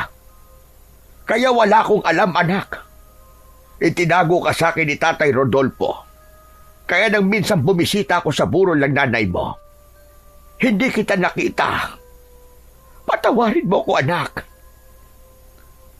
Tay, patawarin niyo rin po ako. Nadala lang po ako sa labis na galit. Nasuklam ako sa inyo. Wala kang kasalanan sa akin, anak. Ako ang may kasalanan.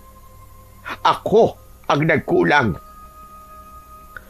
Lumapit kami sa kanilang kinaroroonan at pagkatapos ay si Rowan ang nagsalita. Gamutin natin si Mansado, Kapitan. Kagaya ng ginawa niyo sa amin ni Peter. Magsasalita pa sana ako nang biglang lumitaw ang dalawang abwak. Ang isa ay nahulog sa patibong at ang isa naman ay akmasa ng aatake kay Kapitan Tarok. Tumayo si Mang Sado. Itinulak niya si Kapitan Tarok para iligtas at siya ang tinamaan ng kalmot ng aswang. Muling bumalik sa pagiging aswang si Mang Sado at nagpambuno sila ng kanyang alagad. Ako naman ay umakyat sa puno. Pagdating sa tuktok, tumalon ako.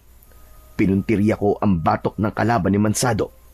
Bumaon ang talim ng aking tridente sa kalaban at nagkikikisay itong nahulog sa hukay na puno ng tinulisang kawayan.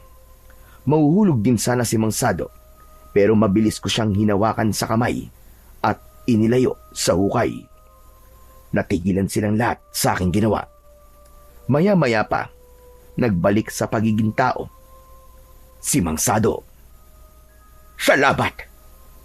Salamat, Emong! Maraming salamat. Huwag po kayong magpasalamat sa akin, Kapitan. Ginawa ko lang po kung anong nararapat. Ang bigyan ng pangalawang pagkakataon si Mang Sado para maitama niya ang kanyang pagkakamali. Maraming salamat sa iyo, Emong. Patawarin mo ko sa aking mga nagawa. Kung ang Diyos nga nagpapatawad, ako pa kaya na tao lang. Pero Mang Sado, sana itigil niyo na to.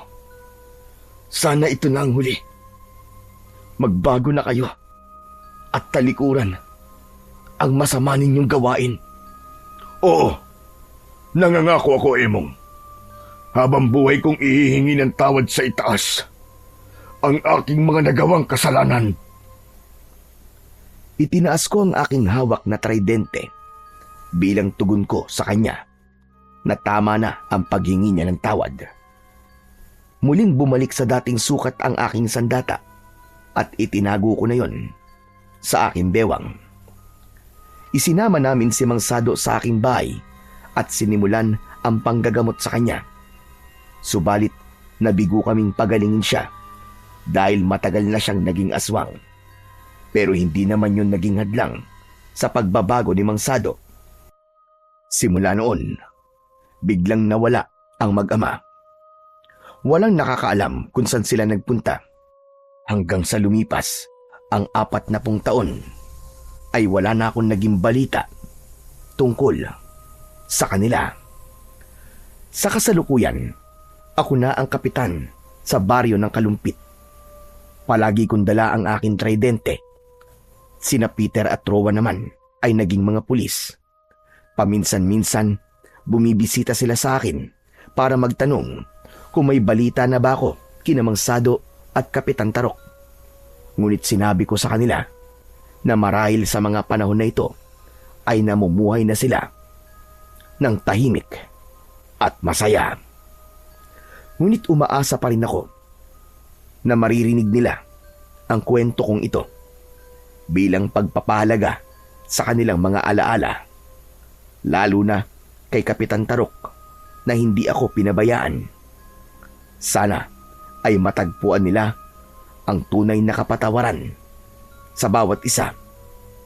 Lubos na nagpapasalamat, Emong. Ang inyong kwento na napakinggan ay sumasalamin sa buhay ng maraming tao, lalo na sa pagyakap sa kasamaan para lamang makapagiganti sa taong nakagawa sa iyo ng kasalanan. Mabuting alamin muna ang dahilan bago humusga ng tao. Dahil kung magpapadalos-dalos ka ng desisyon, baka maraming buhay ang mapahamak at ikaw naman ang makagawa ng kasalanan. Ang pagpapakita ng kalabisan sa kapwa ay maituturing na kasamaan at ang pagiging mahinahon at mapagkumbaba ay palaging itinataas ng Diyos na may kapal. Piliin nating maging mabuting nilalang at tanggalin ang galit sa ating dibdib. Matutong magpatawad at bigyan ng pangalawang pagkakataon ang mga nagkakasala. Dahil baka yun din ang maging dahilan upang mas mahalin pa natin ang ating sarili. Laging tatandaan, ang may mabuting hangarin sa kapwa ay palaging pinagpapala ng Diyos. Ngayon at magpakailanman.